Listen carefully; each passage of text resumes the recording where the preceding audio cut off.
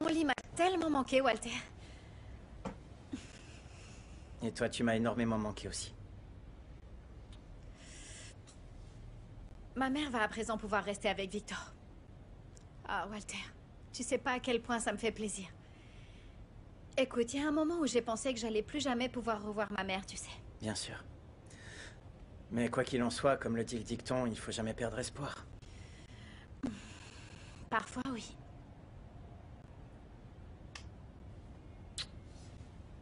À demain. Je peux te dire quelque chose? J'oublierai jamais tout ce que tu as fait pour moi, Walter, dans ces moments si difficiles. Je suis persuadé que tu aurais fait exactement la même chose. Et de plus, c'est ce que tu fais. Et tu pourras toujours compter sur moi jusqu'à ce que tu décides enfin de dire la vérité à ta mère. Enfin, tant que tu ne le fais pas dans 10 ans. Et toi sur moi. Repose-toi.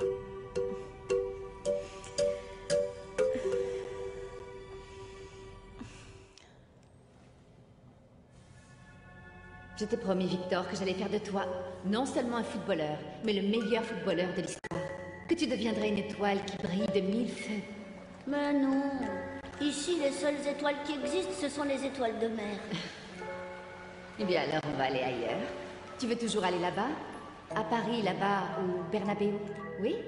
Très bien, du coup, tu iras là-bas, tout équipé avec ton short de foot, tes chaussures de foot, ton maillot de foot. Et tu seras alors d'attaque face à Messi, Ronaldinho, tous ces grands joueurs. Mais il faut que tu te dépêches parce que ces personnes commencent à prendre de l'âge. Il ne faut pas qu'ils aient les cheveux grisonnants lorsque tu iras là-bas. Et tu sais qui je deviendrai à ce moment-là? Qui? Je vais être la femme la plus heureuse. Parce que je vais être la mère du numéro 10.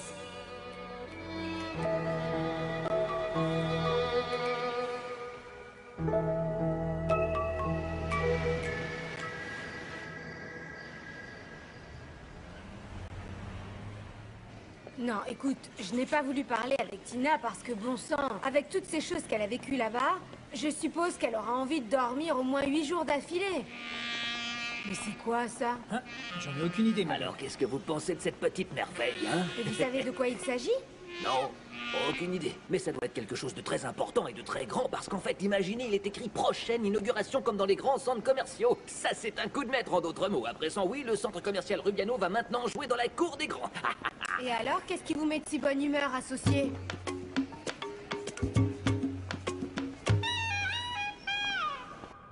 Écoute, j'ai déjà tout compté, et il ne manque pas un seul centime, ok? Merci beaucoup, Floro. Eh mais tu sais quoi, je continue à penser que tu es vraiment en train de commettre une énorme erreur, écoute. Non, Floro, je ne suis pas du tout en train de commettre une erreur. Mais bien sûr que tu es en train de te planter. Tu as tellement besoin de cet argent et tu envisages de le rendre dans son intégralité. Mais tout ce que tu pourrais faire avec ce pognon, écoute, tu pourrais t'acheter les locaux d'à côté, tu pourrais agrandir celui que tu as et y ajouter de la Écoute, marchandise. Floro, cet argent appartient à quelqu'un, et ce quelqu'un, ce n'est pas moi. Ah, et du coup? Je ne veux pas m'étendre sur le sujet, alors n'insiste plus. Non, en fait, ce que je voulais te dire, c'est que, puisque les choses sont comme ça, du coup, je vais t'accompagner pour remettre cet argent. Merci C'est beaucoup. une sacrée somme. Oui, en fait, ce garçon a amené des filles hier soir. Je crois que c'était des amies de sa sœur et elles étaient toutes canons. On s'est bien marré. Il était tellement canon. Il est marrant, lui.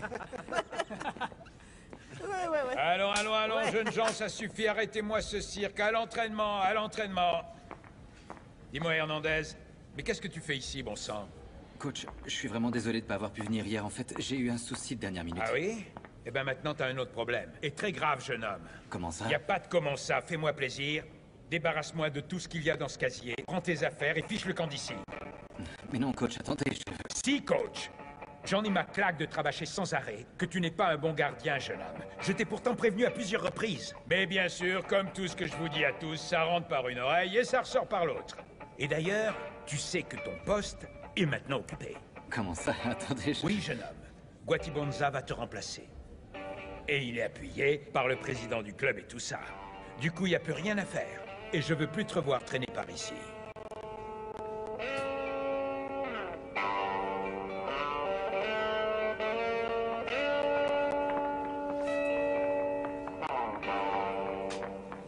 Vous savez pas à quel point ça me rend heureux, ma chère Tina, que vous n'ayez pas eu à utiliser cet argent pour la rançon. Mais quelle horreur, mon Dieu! Tout à fait, écoutez, nous vous en sommes profondément reconnaissants.